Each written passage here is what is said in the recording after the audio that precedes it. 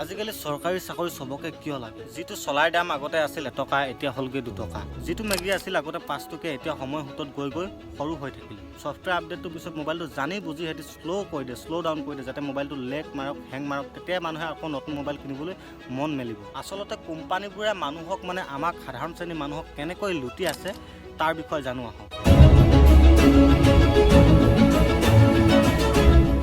এই যি food company আছে খাদ্য বনোৱা যি পেকেট জাতীয় বস্তু বনোৱা সেই কোম্পানীবোৰে বস্তুবোৰ দাম পটককৈ নবঢ়ায়। সিহঁতি লাহে লাহে চিষ্টেমেটিকেলি মানুহক লুটে। এতিয়া পাৰ্লিজি বিস্কুটটোকে তোমালোকে এক্সাম্পল হিচাপে ল'ব পাৰা। আগতে যিটো পাৰ্লিজি বিস্কুট আছিল সেইটোৰ দাম আগতো আছিল 10 টকা, এতিয়াও আছিল 10 টকা। তো সময়ৰ হুতত সি গৈ ইমানৰ পৰা ইমান হৈ থাকিল, সৰু হৈ থাকিল। প্ৰতিটো বস্তুটোৰ দাম যদি নাই বঢ়া তেনেহ'লে তাৰ কোৱান্টিটিটো কমাই দিছে।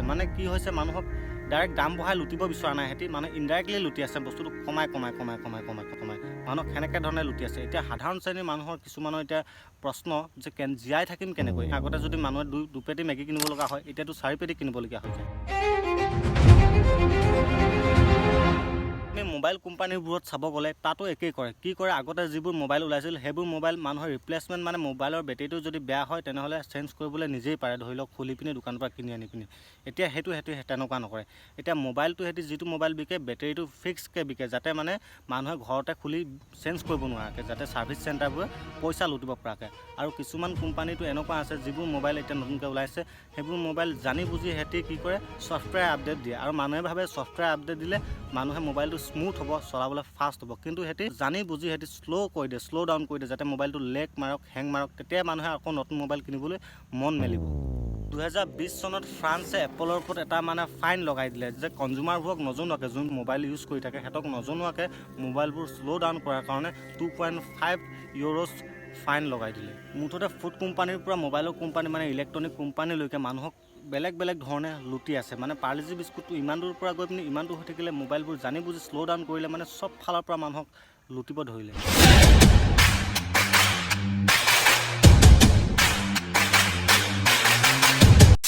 মেগী আচল মাৰ্কেটিংটো কি আছিল? 2 মিনিটত মেগী হৈ যোৱা। মানুহে আচলতে মেগীটো কিয় কিনে? ক'ৰবাত যাবলগীয়া হৈছে, দেৰি হৈছে, 2 মিনিটত পটককৈ বনাই খাব পাৰি যাম বুলি। মাৰ্কেটিংটো মানুহৰ আছিল সময়ৰ ক্ষেত্ৰত। আজিকালি কোম্পানীবোৰে গম পোৱা হৈ গৈছে যে মানুহৰ সময়ৰ মূল্য কিমান, 2 মিনিট মেগী হ'ব বুলি। সেইকাৰণে মানুহক কম সময়ত পটককৈ কিবা এটা খাই যাবলৈ 2 মিনিট বুলি তাত বেনাৰ মাৰি দিলে, লিখি দিলে।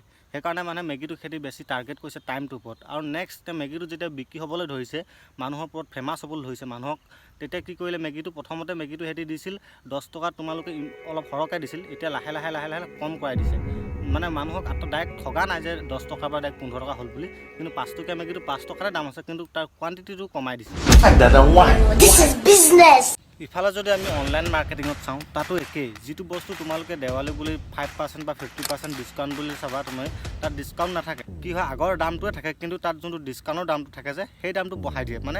1000 টকীয়া দামটো 500 টকাত দিছোঁ বুলি কয় যে, কিন্তু তাৰ দামটো 500 টকাই, কিন্তু তাত 1000 টকা বুলি এনেই মানুহক উল্লু বনাবলৈ তাত দি দিয়ে। আৰু অনলাইন শ্বপিঙততো সেই আইফোন আৰু এণ্ড্ৰইডৰ কথাটো নকয়, একদম আকাশ পাতাল পাৰ্থক্য। সেইটো বস্তু তোমালোকে একেটা বস্তু তুমি যদি এটা বস্তু যদি তুমি এই এণ্ড্ৰইডত চোৱা আৰু এটা বস্তু যদি তুমি এপলত চোৱা, আকাশ পাতাল পাৰ্থক্য পাবা দামটোত। এই সৌৰভ শৰ্মা বুলি এটা মানুহে ক'ৰবাত ফুৰিব যাবলৈ এটা বেগ বিচাৰিছিল। দোকানে চোকানে চোৱাকৈ নাই, সি অনলাইনতে চালে। অনলাইনত চালে তাৰ আইফোনটো খুলি পিনি চালে ফ্লিপকাৰ্টত, তাত দেখাইছে 4799 টকা। তাৰপৰা ইমান দাম বেগটো দেখি সি কি কৰিলে, তাৰ এণ্ড্ৰইড মোবাইলটোতো সি এনেই খুলি চাইছিলে। একেটা সময়তে দুটা মোবাইলত আইফোন আৰু এণ্ড্ৰইডতো বেগটো চাৰ্চ কৰি চালে।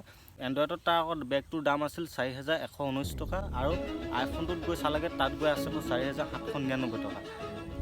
তাত আকাশ পাতাল পাৰ্থক্য। তাত দেখা দেখিকৈ 700 টকা তাত বেছিকৈ লৈছে, কাৰণ সি আইফোন ইউজ কৰি আছে, ধনী মানুহ।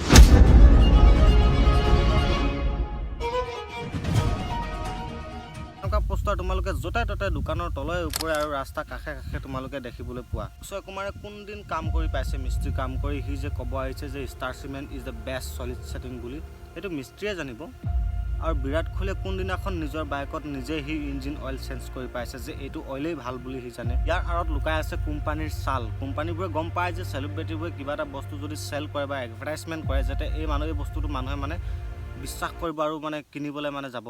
যোনবোৰ শ্বপিং কোম্পানী ৱেবছাইট আছে সিহঁতি মানে এনেকুৱাকৈ মানুহৰ মোবাইলবোৰ মানে হেক কৰি থৈছে, মানে সিহঁতি কি মোবাইল চলায়, কেতিয়া চলায়, কিমান শ্বপিং কৰে, সিহঁতৰ চব ডাটা মানে সিহঁতৰ ওচৰত আছে। মানে তাৰ মানে আধাৰত মানে মানুহক লুটি আছে। সেইকাৰণে কৈছোঁ তোমালোকক সজাগ হওক আৰু আবে যাবে যিকোনো ৱেবছাইটত বিশ্বাস নকৰিব আৰু যিকোনো এটা বস্তু কিনোতে তোমালোকে চাই চিতি ল'বা, যাতে তোমালোক কোনো ঠগিব নোৱাৰে।